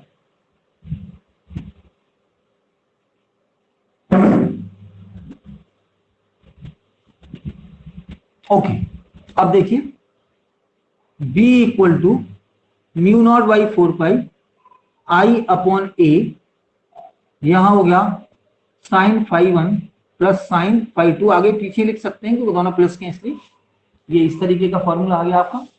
जब इस तरीके का फॉर्मूला आ गया है तो इसमें एक जो कंक्लूजन ये निकल रहे हैं कि magnetic field is directly proportional to current. अगर करंट को इंक्रीज करेंगे तो उसके नियर बाई जो स्ट्रेंथ होगी मैग्नेटिक फील्ड की वो स्ट्रांग होगी। दूसरा, अगर हम डिस्टेंस जो उससे कंडक्टर से डिस्टेंस है उसको इंक्रीज कर दें तो मैग्नेटिक फील्ड वीक होगी, कम हो जाएगी। दूसरा क्या है, ये एंगल्स के सम पे डिपेंड कर रहा है। अब देखिए, मान लीजिए ये आपका कंडक्टर है, इस कंडक्टर के मिड पॉइंट से हमने पी लिया था ए डिस्टेंस, ये वाली डिस्टेंस, क्योंकि इलेक्ट्रिक फील्ड में भी जब भी हम स्ट्रेट लाइन कंडक्टर के लिए मैग्नेट इलेक्ट्रिक फील्ड निकालते थे तो हम उससे डिस्टेंस को ही देखते थे, कितनी डिस्टेंस है, हम कोई ऐसे किसी पर्टिकुलर एंगल पे तो देखते नहीं थे। अब अगर ये मान लो कि पी पॉइंट यहां पर है, इस जगह ये पी पॉइंट यहां पर है, तो इस पॉइंट से जब अपन इसको मिलाएंगे तो इसके साथ जो बनने वाला एंगल है, इसके साथ जो बनने वाला एंगल है वो एंगल कितना हो जाएगा, 90 डिग्री हो जाएगा। देखो यहां से 90 हो गया, और इस वाले पॉइंट से जो होगा वो कुछ एंगल होगा एंगल, ठीक है। हाँ सर होगा। हाँ नहीं, पहले दूसरा केस ले लेते हैं। मान लो ये है और ये इनफाइनाइट लॉन्ग है, तो अगर हम इस पॉइंट को लें तो जैसे जैसे इसको दूर करते जाएंगे एंगल बड़ा होता जाएगा, और इनफाइनाइट है तो उसका कोई डेफिनेशन नहीं है। नहीं, कहने का मतलब क्या है, ये दोनों जो पॉइंट हैं, ये इसकी एजेस जो इनफाइनाइट वो होंगी वो 90 डिग्री के एंगल बनाएंगे दोनों, ये भी 90 का बनेगा और ये भी 90 का बनेगा इस पॉइंट से, ठीक है ना। या इस पॉइंट से जो वाला ये जो है पॉइंट, ये इतना ज्यादा फैल जाएगा कि ये वाला जो एंगल है आपका φ1 ये भी 90 हो जाएगा और ये भी 90 हो जाएगा। तो उस केस में यानी कहने का मतलब है magnetic field due to infinite long conductor, due to infinite long current carrying conductor, सीधा इनफाइनाइट लॉन्ग कंडक्टर ही लिख दे रहा हूं मैं। उस केस में क्या होगा, φ1 इक्वल होगा और φ2 इक्वल होगा और ये दोनों होंगे 90 डिग्री के। तो उस केस में क्या हो जाएगा, v equal to mu naught upon 4 pi I upon a, ठीक है। यहाँ कॉस साइन 90 और साइन 90 दो बार हो जाएगा तो साइन 90 का वैल्यू कितना होता है, साइन 90 का वैल्यू कितना होता है, 1 होता है। सो 1/2 हो जाएगा। सो v इक्वल टू फिर बन जाएगा mu naught upon 4 pi I upon a into 2। So अपन ऐसा लिख सकते हैं v equal to mu naught i 2i या i अपॉन 2 से 2 कट गया 2 पाई ए, ये बन जाएगा, ठीक है। और इसको ऐसा भी लिख सकते हैं mu naught 2i upon 4 pi into a, ऐसा भी लिख सकते हैं, ठीक है। समझ आ गई बात। अब अगर हम ये मान लें कि ये पॉइंट हो, हाँ बोल क्या कह रहा हूं, ये कह रहा हूँ आ गई, समझ में आ गई। अब बी पॉइंट ले रहे हैं कि let point P is situated, पास में हो, situated at any one is या वन साइड, एक तरफ हो, ऊपर की तरफ हो या नीचे की तरफ हो। तो अभी हम ऐसा आपको बता चुके कि जब एक तरफ होगा तो उसका जो यहां पर जो होगा एक तरफ, तो दूसरा पॉइंट कितना हो जाएगा, इनफाइनाइट लॉन्ग हो जाएगा और यहाँ 90 बन जाएगा। तो इसका मतलब क्या होगा कि जो φ1 होगा वो हो जाएगा 90 डिग्री नीचे वाला, और ऊपर वाला जो पॉइंट है वो कितना हो जाएगा, वो 0 डिग्री हो जाएगा, ठीक है। φ2 हो जाएगा आपका 0 डिग्री। उस केस में यहां पर 90 और यहाँ 0 तो 1 हो जाएगा। तो उस केस में b इक्वल टू हो जाएगा mu naught i upon 4 pi A into यहां हो जाएगा आपका 1, है ना। तो ये जो फॉर्मूला है वो ये बन जाएगा 4 पाई ए, ठीक है। समझ आ गई बात। अब ये मान लें तीसरे केस में कि ये बीच में है, तीसरे केस में हम ये मान लें कि ये जो पॉइंट है, अब ये इनफाइनाइट लॉन्ग कंडक्टर नहीं है, फॉर फिनिट लेंथ, उसकी लेंथ फिक्स हो, तब देखो ये है फिक्स लेंथ, और फिक्स लेंथ के ये बिल्कुल ये जो परपेंडिकुलर बाइसेक्टर है उस पर पॉइंट हो ऐसा। जैसे मान लो इसकी L अगर लेंथ ले ली हमने तो ये L/2 इधर हो जाए और L/2 इधर हो जाए, ठीक है। तब क्या होगा, तब इसका यहां और यहां जो एंगल बन रहा है ये φ2 है, वो ये φ2 है, ये φ1 है। तो φ2 और φ1 इक्वल हो जाएंगे। और इसको हमने मान लिया कि कोई ये क्या मान लो फाई मान लेते हैं, ये फाई एंगल है। तब क्या होगा, तब ये होगा आपका कि यहां पर जो फॉर्मूला था वो dv इक्वल टू था mu naught i upon 4 pi upon a, और यहां था साइन 90, साइन φ1 था तो वो भी फाई हो गया, और साइन φ2 था वो भी आपका फाई हो गया, तो यानी 2 हो जाएगा। तो dv इक्वल टू क्या हो जाएगा, mu naught dv equal to mu naught i upon 4 pi a, और यहां हो गया आपका 2 sin फाई। ठीक है, अगर 2 sin फाई है तो देखो, अब अगर हम sin फाई का वैल्यू निकालें तो देखो ये तो हो गई आपकी a डिस्टेंस है, ये कौन सी है, ये डिस्टेंस है। इधर जो इसका हाफ साइड है वो आधा है l/2 है, l/2। और ये जो डिस्टेंस है ये वाली, ये हो गई आपकी इसका हाइपोटेन्यूज, ये 90 डिग्री, ये फाई था। तो इसका अगर हम साइन फाई निकालें इससे, तो साइन फाई इक्वल टू हो जाएगा परपेंडिकुलर अपॉन, अगर मान लो इसको ए मान लें, ओ मान लें, पी मान लें, ये क्यू मान लें, तो ये होगा आपका o q upon q p. तो ओ क्यू कितना, l/2 नीचे। इसको निकालें तो a square plus a square होगा, यानी ए स्क्वायर प्लस l/2 का स्क्वायर। तो इसको जब अपन सॉल्व करेंगे तो सॉल्व करने पर l तो ऊपर पहुंच गया, 2 नीचे आ गया।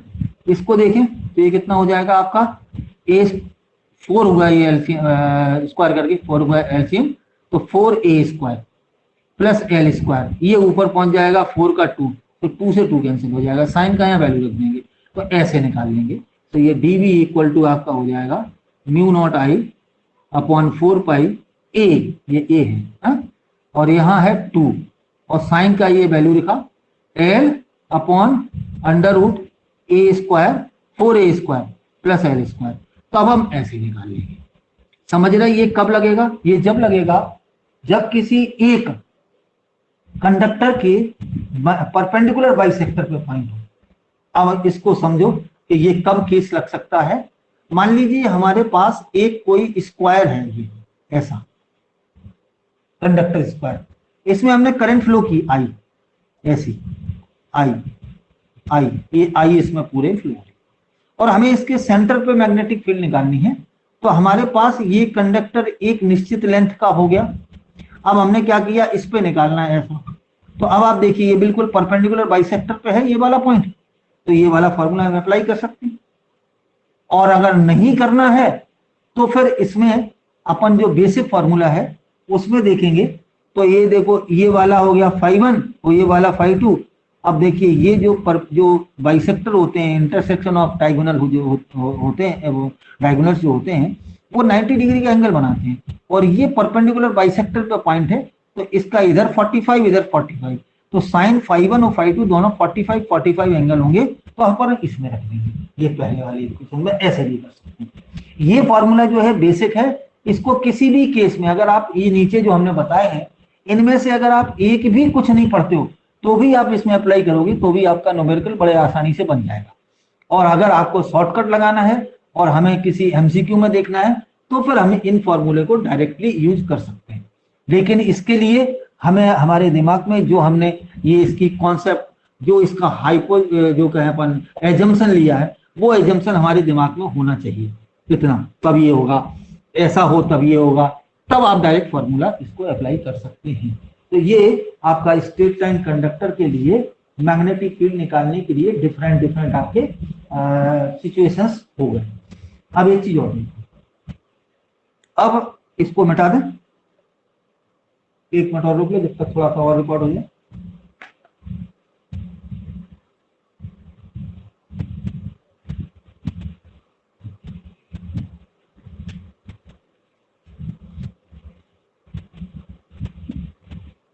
इससे सारे क्वेश्चन उड़ा दोगे तुम, देखो बताता हूँ और भी चीजें।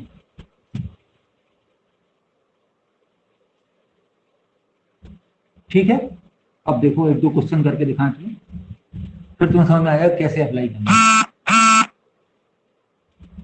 एक हमने क्वेश्चन लिया कि एक कंडक्टर है, क्वेश्चन है एक current of 10 ampere is flowing east to west in a long conductor.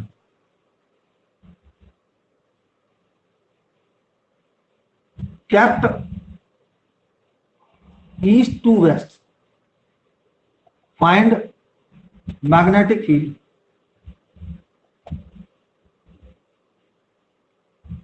in horizontal plane. Distance क्या दी है, नंबर 1 10 सेंटीमीटर नॉर्थ की तरफ, दूसरा दिया है 20 सेंटीमीटर साउथ, तीसरा दिया है वर्टिकल प्लेन में 40 सेंटीमीटर डाउनवर्ड नीचे की तरफ, और 50 सेंटीमीटर अपवर्ड। ये अपनी पोजीशन दी है। तो देखिए कंडक्टर को पहले तो हम एक्स वाई एक्सिस देख लें। ये आपका नॉर्थ हो गया, ये ईस्ट हो गया, ये वेस्ट हो गया, यानी कंडक्टर ईस्ट वेस्ट साइड में रखा गया, ईस्ट टू वेस्ट साइड, और करंट भी ईस्ट टू वेस्ट, इस तरीके east to west, east to west इस डायरेक्शन में करंट है, और वो भी कितनी है, 10 एम्पियर की करंट है। ठीक, हमें निकालना है 10 सेंटीमीटर नॉर्थ। तो 10 सेंटीमीटर नॉर्थ का मतलब इधर हो गया 10 सेंटीमीटर, यानी डायरेक्टली परपेंडिकुलर डायरेक्शन में है। ठीक है, तो जब अपन डायरेक्ट परपेंडिकुलर डायरेक्शन में निकाल रहे थे तो हमने ये फॉर्मूला लिया था कि B equal to mu naught i upon 2 pi और r, यानी जो डिस्टेंस होगी वो। तो फटाफट रख दिया, म्यू नॉट का हो गया आपका वैल्यू 4 पाई इंटू 10 की पावर -7, आई का वैल्यू हो गया 10 और 2 पाई, और r का वैल्यू है वो आपका कितने सेंटीमीटर दिया, 10 सेंटीमीटर दिया। तो 10 इंटू 10 टू दी पावर -2 कर दिया, ये कैंसिल हो गया, ये कैंसिल हो गया, 2 हो गया। तो फॉर्मूला वो आ गया आपका 2 इंटू 10 टू दी पावर -7 और 10 की पावर 2। तो ये कितने हो गए, 5 बचे। So 2 into 10 to the power -5 tesla, ये आंसर। सर बोलो। सर जब थीटा 90 डिग्री में हो तभी यही वाला फॉर्मूला लगेगा। हाँ दोनों 90 है यहाँ पर। दोनों मतलब ये समझो, ये पॉइंट है यहाँ पे, हम ये पॉइंट जो देख रहे थे ये टुकड़ा है मान लो, तो इसी के साथ तो एंगल ले रहे थे अपन।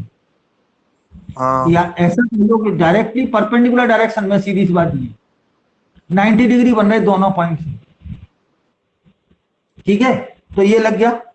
अब दूसरा देखो, दूसरे में क्या कहा है, साउथ डायरेक्शन में, तो वही साउथ का हो गया, उल्टा हो जाएगा, बस डायरेक्शन बदल जाएगी इसकी, क्योंकि करंट ऐसा फ्लो हो रहा है। तो देखो ये करंट फ्लो हो रहा है तो इधर तो जाएगा नीचे की तरफ, इधर आएगा ऊपर की तरफ। ठीक है, तो ये डायरेक्शन हो जाएगी। ठीक, और वैल्यू रखते चले जाओगे तो ये आसानी से सारे पॉइंट होते चले जाएंगे तुम्हारे।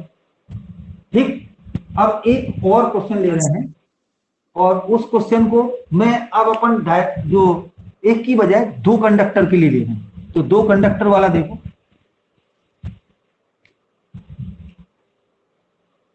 इसमें लिखा है ए लॉन्ग स्ट्रेट वायर, सीधा वायर, उसमें करंट है 30 एम्पियर की, और प्लेस किया गया है, placed in an external magnetic field,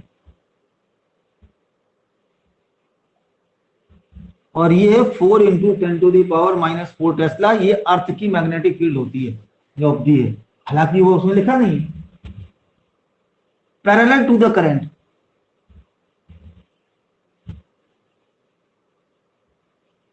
हमें फाइंड करना है magnitude of resultant of b at point 2 centimetre from the wire. देखो ये इसमें क्या क्या गिवन है, स्ट्रेट लाइन कंडक्टर में कितनी करंट है, आई इक्वल टू 30 एम्पियर गिवन है। दूसरा क्या दिया है, इसमें एक 2 सेंटीमीटर अवे लिखा है, तो 2 सेंटीमीटर क्या हो गया, ये आपका आर हो गया 2 सेंटीमीटर। और हमें अब निकालनी है मैग्नेटिक फील्ड। तो मैग्नेटिक फील्ड कैसे निकलेगी, वही फॉर्मूला लगेगा कंडक्टर के लिए, B equal to mu naught i upon 2 pi r, यानी 2 आई अपॉन 4 पाई आर वाला मामला है। तो ये, या इसको ऐसा लिखें, mu naught upon 4 pi into 2 i upon r, जो अभी निकाल चुके पीछे अपन, ध्यान रहे। ठीक है, क्योंकि ये फिनिट डिस्टेंस वो वाली एक वायर है, लंबा है लेकिन ये वायर है, देखो इसमें रखा आपने, तो ये B इक्वल टू हो गया, ये B1 इसको क्या मान लें अपन, ये इस वायर की वजह से मैग्नेटिक फील्ड है, तो वायर की वजह से जो मैग्नेटिक फील्ड है उसका वैल्यू हो गया, इसका 10⁻⁻7 वैल्यू रख दिया हमने, 2i की जगह 2 × 30 रख दिया। अब ये सेंटीमीटर में दिया है तो इसको मीटर बनाना पड़ेगा, सो 2 × 10⁻², 2 से 2 कैंसिल, यहाँ हो गया 30 × 10⁻⁻7 और ये 2 ऊपर पहुंच गया, सो बन गए 30 B इक्वल टू हो गया आपका 30 × 10⁻⁻5 टेस्ला। अब ये जो दिया है तो इसको अपन इस ऑर्डर में बना लें 10⁴ में, तो ये बन जाएगा आपका 3 × 10⁻⁻4 टेस्ला, अगर उसको नॉर्मल ऑर्डर में लिखें। अच्छा, अब ये जो फील्ड जो होगी वो जो कंडक्टर है, कंडक्टर के इस पॉइंट पे परपेंडिकुलर डायरेक्शन में होगी, ये ऊपर या नीचे, क्योंकि उसमें करंट की डायरेक्शन दी नहीं है कि किस डायरेक्शन में फ्लो हो रही, तो ये परपेंडिकुलर डायरेक्शन में होगी। परपेंडिकुलर डायरेक्शन का मतलब ऐसे। अब उसने कहा है कि जो मैग्नेटिक फील्ड है, मान लो करंट इसमें इस डायरेक्शन में फ्लो हो रहा है, तो मैग्नेटिक फील्ड भी जो अर्थ वाली है वो इस डायरेक्शन में है और ये इसके परपेंडिकुलर। तो अब देख लो, गिवन BE मान ले रहा हूं 4 × 10⁻⁻4 is in direction of current and B is, जो B निकला अपना, is perpendicular to the conductor.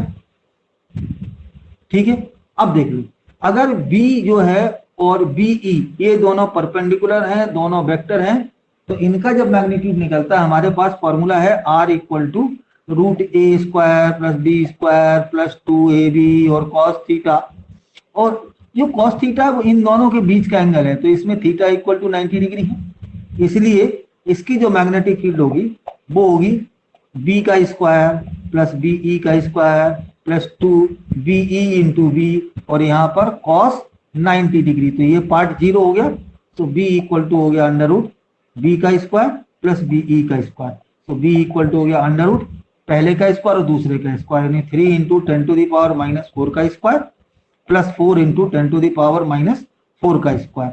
तो देखो ये 10⁻4 का स्क्वायर कॉमन आ सकता है, तो बाहर निकलेगा, तो ये 10⁻⁻4 तो आ जाएगा रूट की वजह से, ये स्क्वायर हट जाएगा।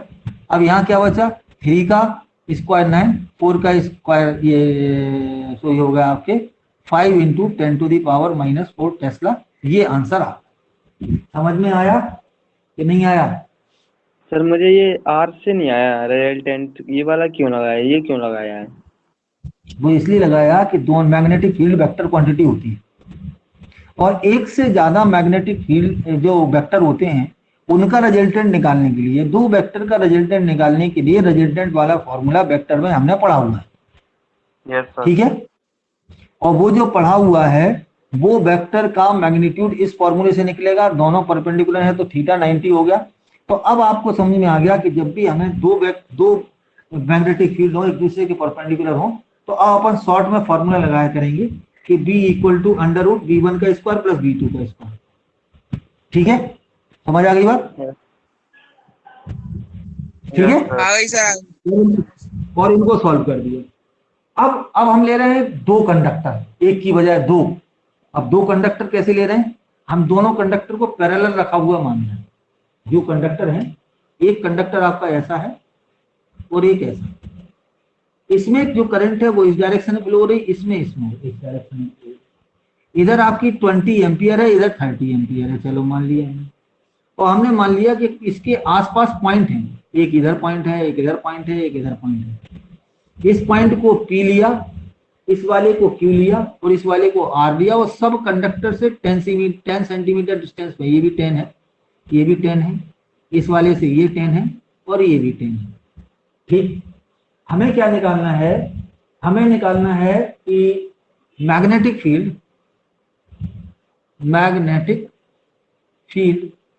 एट PQR, PQ और R तीनों पे निकालना। इससे बहुत सारी कॉन्सेप्ट क्लियर होंगे।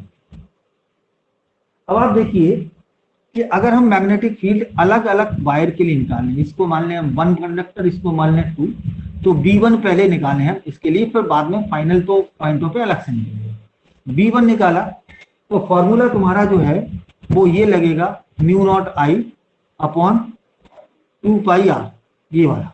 ठीक, जो भी कंडक्टर के लिए मैग्नेटिक फील्ड निकालनी होगी हमें ये फॉर्मूला लगाना होगा, तो ये बी हो गया। अब गन के लिए देखें तो B1 इक्वल टू होगा mu naught I1 upon 2πr1, यानी इससे डिस्टेंस जो 10 सेंटीमीटर है उस पर निकालना है।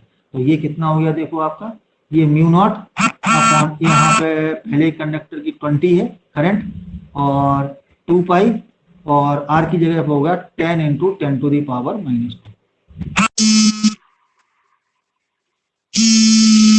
कौन आ रहा है? फोन आ रहा है किसी का।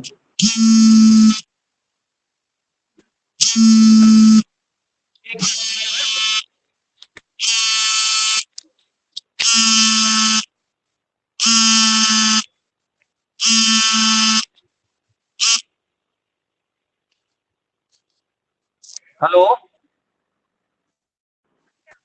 सर ये सर हाँ बोले।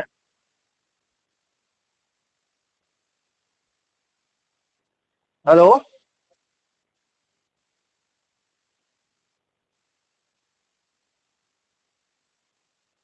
तो मुझे थोड़ी देर से लगाना प्लीज, क्योंकि मैं अभी क्लास ले रहा हूँ।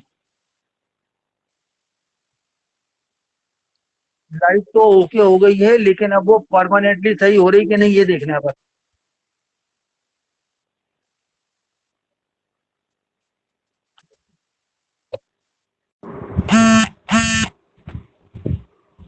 चल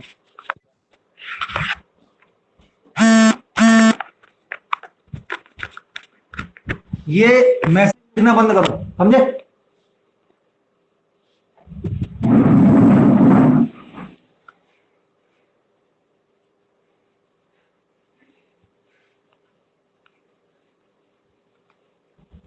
चल देखो, तो ये हो गया आपका इसके लिए। तो अब हम करते क्या है, इन क्वेश्चनों में भी हम एक चीज देखते हैं कि ये B1 का फॉर्मूला लिखते हैं, फिर इसी तरह दूसरे वाले के लिए B2, तो B2 का फॉर्मूला हो गया mu not I2 upon 2πr2, ये हमने लिख दिया। अब हम देखते हैं इसमें डायरेक्शन। देखो, अगर ये वाला कंडक्टर लें तो इस वाले कंडक्टर में डायरेक्शन ये है, तो इस पर मैग्नेटिक फील्ड की डायरेक्शन ये होगी, और ये वाला जो है इसकी मैग्नेटिक फील्ड की डायरेक्शन ऐसी होगी। देखो ये अंदर की तरफ जाएगा, बाहर को जाएगी। तो आप देखो इस पॉइंट पर मैग्नेटिक फील्ड जो है वो ये वाली है B1 और ये है B2। अब देखो इस पॉइंट पर देखें तो इस वाले की जो मैग्नेटिक फील्ड होगी वो इधर को जाएगी और ये वाली लौट के आ रही इधर। देखो अगर इस वाले को देखें तो ये वाली जाएगी इधर और ये वाली आ रही बाहर। तो अब ये पॉइंट है आपका P, ये है आपका Q और ये है R। तो अगर हम P पॉइंट पर देखें तो P पॉइंट पर B1 बाहर की तरफ और B2 अंदर की तरफ जा रही है, तो B2 माइनस B1 हो जाएगा। ठीक है, बीच में देखो BQ, तो BQ जो होगा वो दोनों अंदर की तरफ जा रहे हैं यानी प्लस हो जाएंगे, तो B1 प्लस B2 हो जाएगा। इधर देखो इधर भी अपोजिट हो रहा है, तो BR जो होगा वो आपका B2 माइनस B1 हो जाएगा या B1 माइनस B2 हो जाएगा। ठीक है, समझ आ गई बात? अगर सर माइनस में आता तो उसको प्लस बना देना है। नहीं, प्लस लगा नहीं देना है, यहाँ ये देखना है कि कौन सा पॉइंट दूर पड़ रहा है। जो पॉइंट दूर होगा, जैसे मान लो इस वाले कंडक्टर से ये वाला पॉइंट दूर होगा, ये वाला होगा, तो इस वाले को छोटा, इसकी वैल्यू छोटी होगी, इसकी बड़ी होगी, तो इधर B1 माइनस B2 होगा। P पे जो होगा B1 माइनस B2 होगा। और इस पे देखो इस पर B2 पास है, B1 दूर पड़ रहा है, तो यहाँ हो जाएगा B2 माइनस B1। अब इन दोनों के फॉर्मूले को माइनस करना, देखो कितना आनंद आया। आपने BP लिखा तो BP की जगह पे हमने B1 लिखा पहले से, कितना हो गया mu not I1 upon 2πr1। ठीक है, minus mu naught I2 upon 2πr2। तो देखो दोनों में से कॉमन आ गया, यहाँ म्यू अपॉन 2π और यहाँ हो गया I1 upon R1 minus I2 upon R2। ठीक है, इनके वैल्यू रख दो, सॉल्व कर दो, तो ये वैल्यू आ जाएगी इसके लिए P पॉइंट में। ठीक है, अब BQ निकालना है, तो BQ में हमें क्या करना है, दोनों को प्लस करना है। तो दोनों को प्लस करेंगे तो प्लस करने पर यहाँ भी म्यू नॉट अपॉन 2π बाहर आ जाएगा या I1 upon R1 plus I2 upon R2 value रख के इसको सॉल्व कर देंगे तो ये इसके आ जाएगा। ठीक है, तीसरा निकालना है BR, तो BR के लिए क्या करेंगे, अपन V2 में से V1 निकालेंगे तो म्यू नॉट अपॉन 4 पाई हो जाएगा, और यहाँ पहले आएगा I2 अपॉन R2 और माइनस I1 अपॉन R1। समझ आ रही बात? हाँ, बात समझ में आ रही? Yes sir. कैलकुलेशन तो अब बड़े आराम से आप खुद ही कर सकते हो, कोई प्रॉब्लम ही नहीं है प्रॉब्लम क्या कैलकुलेशन? नहीं है सर। No sir. कैलकुलेशन तो आप कर लोगे। और एक लास्ट क्वेश्चन मैं बता रहा हूँ, लास्ट क्या 2 और बताऊंगा अभी। ये देखो तो सभी अब में यही लग रहा है, हाँ? तो सभी में यू नॉट वाला फॉर्मूला ही लग रहा है सर, यू नॉट आई हाँ, अपॉन में 2 पाई आर वाला। हाँ वही लगेगा, वही लगेगा। वो तो तब लगेगा जब इनफाइनाइट लॉन्ग इनफाइनाइट की कोई दोनों के पॉइंट के एंगल अलग अलग दिए हो तब लगेगा। यहाँ हम देखो अभी यहाँ उस फॉर्मूले को अप्लाई करके बताते हैं। मान लो ये स्क्वायर है, स्क्वायर लूप है, इसमें करंट ऐसी फ्लो हो रही है, ठीक है, और जो करंट फ्लो हो रही है उसकी जो डिस्टेंस है, या जी कहाँ अपन इसकी जो साइड की लेंथ है वो 2a मान ली है। ठीक है, अब हमने कहा कि इसके सेंटर पे निकालना, तो सेंटर पे निकालने के लिए हम क्या करेंगे, ये इनके कुछ पॉइंट ले लें, यहां से ले लेते हैं ABCD, ये ले लेंगे। तो देखो एक AB कंडक्टर बना, एक BC बना, एक CD बना और एक DA बना, जैसे 4 कंडक्टर हो गए। तो हम एक किसी कंडक्टर को ले लें क्योंकि सब में करंट सेम है, सब में करंट सेम है, और ये जो पॉइंट है उसकी डिस्टेंस भी सेम होगी क्योंकि ये डायगोनल का इंटरसेक्शन है ये वाला, तो ये वाली डिस्टेंस दोनों में सेम होगी, सब में, चारों में। तो एक के लिए किसी के लिए हम निकालें, तो देखो हमारे लिए एक कंडक्टर के लिए हमारा जो फॉर्मूला था वो म्यू नॉट अपॉन 4 पाई, इस फॉर्मूले को अप्लाई करके बता दो इसलिए कर रहा हूं, आई करंट अपॉन इसकी डिस्टेंस, यानी अगर हम ये P पॉइंट मान लें तो इस कंडक्टर से इसकी जो डिस्टेंस है, ये साइड इसकी 2a है, तो इतनी a इधर हो गई, a इधर हो गई, तो ये डिस्टेंस आई आपकी e, ठीक, into sine pi 1 plus sine phi 2। अब देखना इस पॉइंट को जब अपन यहां मिलाएं तो यहां मिलाने पर हमें देखिए क्या है, ये 90 डिग्री का एंगल है, ऐसे नहीं, ये लिया हमने, और ये पॉइंट है, और ये क्या है, बिल्कुल इंटरसेक्शन मिड पॉइंट पे। तो देखो यहां और यहां जब हम ये देखेंगे तो ये 90 डिग्री का एंगल है 90 डिग्री का एंगल, ये साइड इक्वल है, ये साइड इक्वल है, ये 90 हो गया, तो इसके दोनों इक्वल होंगे, यानी ये भी 45 होगा, ये भी 45 होगा, ये भी 45 होगा, ये भी 45 होगा। तो फाई 1 क्या हुआ इसमें, फाई 1 इक्वल टू फाई 2 जो है वो 45 डिग्री होगा 45 डिग्री। तो अब B इक्वल टू क्या बना, B इक्वल टू बना म्यू नॉट अपॉन 4 पाई, और यहां हो गया I अपॉन A, और ये साइन 45 का वैल्यू होता है, पहले तो 45 लिख दूं बेटर रहेगा, और साइन 45, अब देखिए साइन 45 का वैल्यू होता है आपका 1/√2 I अपॉन A, यहां हुआ 1/√2 प्लस 1/√2, तो ये दोनों को प्लस किया तो 2/√2 हुआ, तो B mu naught upon 4 pi I upon A, और यहाँ हो गया √2 अकेला, क्योंकि 2/√2 होगा तो ये कैंसिल हो जाएगा, तो ये B इक्वल टू बन गया तुम्हारा कितना, mu naught 4 pi I√2 upon A बना। अब देखो, अब आपका ये है आपका स्क्वायर, इसमें करंट की डायरेक्शन ये है, ये है, ये है और ये है, तो इसमें राइट हैंड थंब रूल लगाए, तो राइट हैंड थंब रूल लगाएंगे तो ये लगाने पर इस तरफ करंट है, तो इसकी डायरेक्शन ऐसी होगी। अब देखो नीचे की तरफ देखो तो इसकी डायरेक्शन ऐसी होगी, अंदर से बाहर की तरफ, इसकी देखो तो इसकी अंदर से बाहर की तरफ होगी ऐसी, इसकी देखो तो ये भी अंदर से बाहर की तरफ होगी। ये मान लो अगर हम B1 मान लें, इसको हम B2 मान लें, इसको अपन B3 मान लें, इसको थोड़ा सा ऐसा दिखाएं, हाँ ठीक है ऐसी, तो ये हो गई आपकी B3 और ये हो गई आपकी B4। तो यानी कहने का मतलब जो एक साइड से इस पे मैग्नेटिक फील्ड लग रही है वो बराबर सब तरफ लग रही, सबसे लग रही, और सब बाहर को निकल रही है। तो यानी कहने का मतलब टोटल मैग्नेटिक फील्ड जो होगी, इसको B1 मान ले, B1 plus B2 plus B3 plus B4 होगी ना, सबकी वैल्यू सेम है, तो 4 का मल्टीप्लाई हो जाएगा, तो V इक्वल टू हो जाएगा 4 into mu naught i upon 4 पाई ए और यहाँ पर √2। तो ये आंसर आपका बन गया, 4 से 4 कैंसिल कर दो तो ये हो गया B equal to mu naught i √2, value रख लेना अगर कुछ वैल्यू दी हो, अपॉन पाई ए। ये बन गया इसका आंसर। समझ में आ गई बात? क्यों भाई? Yes sir. नहीं आई? सर हाँ, आगे बोलो। समझ नहीं। सर बस एक चीज समझ नहीं आई है, जो फॉर्मूला लगाया है ना आपने, सर ये कब यूज करना है ये और बता दो बस। वो ये ये वाला जब यूज करना है जब आपको एंगल निकालना आसान हो। समझ गए बात? जब एंगल निकालना आसान हो तब। अब देखो एक और हम प्रॉब्लम ले रहे हैं। चलो मान लो ये हमने ले लिया इक्विलेटरल ट्रायंगल के फॉर्म में, ठीक है।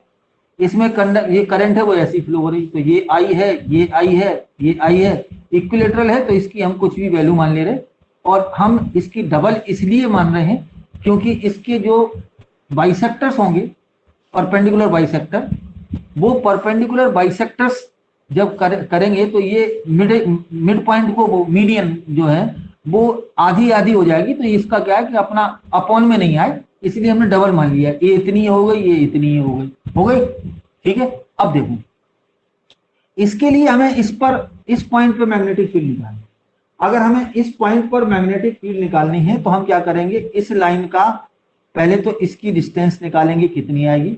हमारे पास दो तरीके हैं। एक तो तरीका ये है कि इसमें हम ट्रिग्नोमेट्री लगा दें, और दूसरा तरीका ये है कि इसकी पाइथागोरस थ्योरम निकाल करके इससे ये डिस्टेंस निकाल लें तो भी आप ये निकाल सकते हैं, ठीक है। हमें ये डिस्टेंस चाहिए, ठीक है। अब देखो अगर हम इतना सब करते हैं तो इतना सब करने में हमें दिक्कत जाएगी। दिक्कत क्यों जाएगी समझो। दिक्कत इसलिए जाएगी कि प्रोसीजर बड़ा हो जाएगा। अब इसमें जो है ये एक कंडक्टर है नीचे वाला, इस कंडक्टर पे ये पॉइंट है, ये है और ये है। अब देखो ये क्योंकि इक्विलेटरल ट्रायंगल है तो ये 60 डिग्री का होगा। ये मीडियन है, मिड पॉइंट को करने के 30-30 बन गए, दोनों बन गए नहीं बन गए? ये 90 है, ये 90 है, ये भी 30 बन गया। तो अब देखो 90 30 तो ये 60 बन गया, ये वाला भी 60 बन गया। तो अब θ1 θ2 निकालना हमें आसान हो गया, इसलिए इसमें आप फॉर्मूला लगा देंगे B equal to mu naught 4 pi I upon A sine θ1 plus sine φ1 और साइन φ2। अब 60 वैल्यू रख देंगे। समझ गए बस? Yes sir.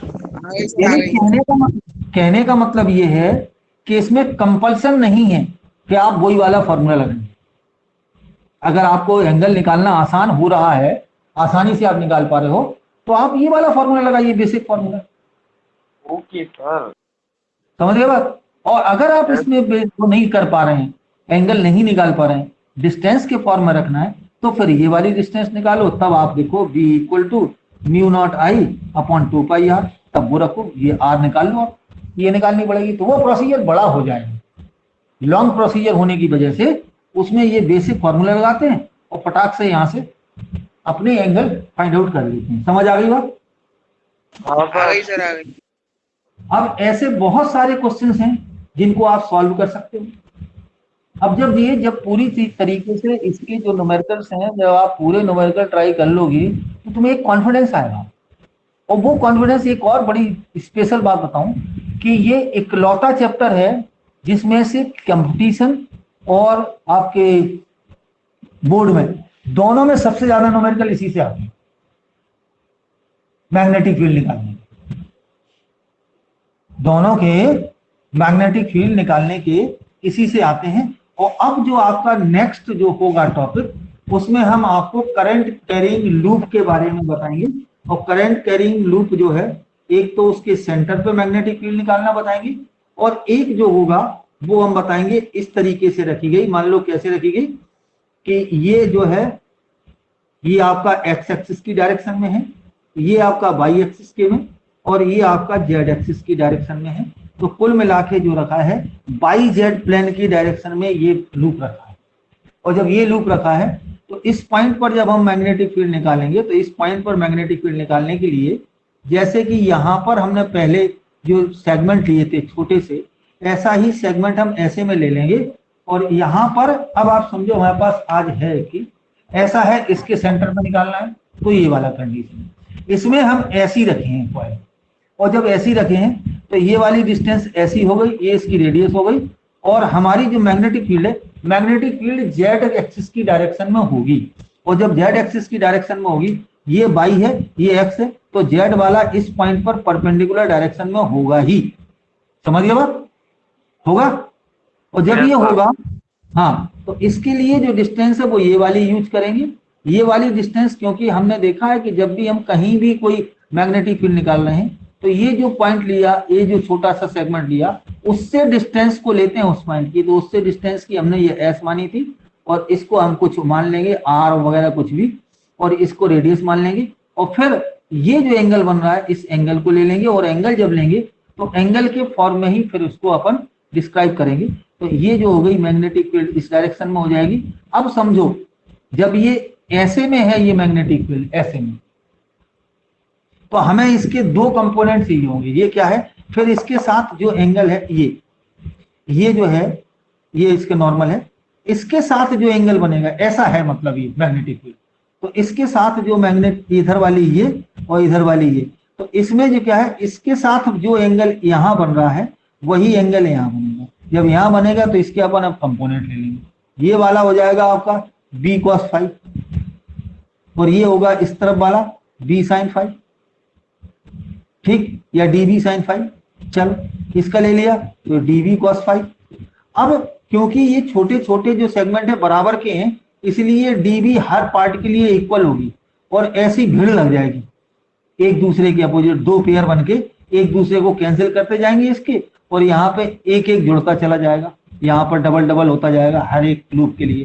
तो इसका जो मैग्नेटिक फील्ड होगा इस डायरेक्शन में होगा, और टोटल मैग्नेटिक फील्ड जो होगी वो मैग्नेटिक फील्ड होगी सिग्मा हो जाएगा डीवी साइन फाई का। जितने भी फाई बनेंगे उनके सबका करके वो डीवी का वैल्यू निकाल करके रख देंगे। ऐसे हमने इसको करना है। अब आगे समझ बात? हाँ सर। तो ये पूरा आपका रहेगा, और ये जब हो जाएगा तो फिर आप इसमें मैग्नेटिक फील्ड निकाल, मैग्नेटिक फील्ड की कैलकुलेशन में तो मास्टर हो जाओगे, और आप किसी भी तरीके के टेढ़े मेढ़े कंस्ट्रक्शन या कोई भी हो उनको निकाल पाएंगे। फिर दूसरा पार्ट आपका होगा मूविंग चार्ज का। मूविंग चार्ज में हमें फोर्स के बारे में कंसिडरेशन करना है, वो अपन इसके बाद करेंगे। तो अब अपन फिनिश कर रहे हैं, और अगर अब कोई डाउट हो तो मुझे बताएं। यानी डाउट? सर बोलो, क्या डाउट है? नहीं, मुझे कुछ नहीं है। चलो ठीक है, अपन गुड नाइट कर लेते हैं। Okay sir.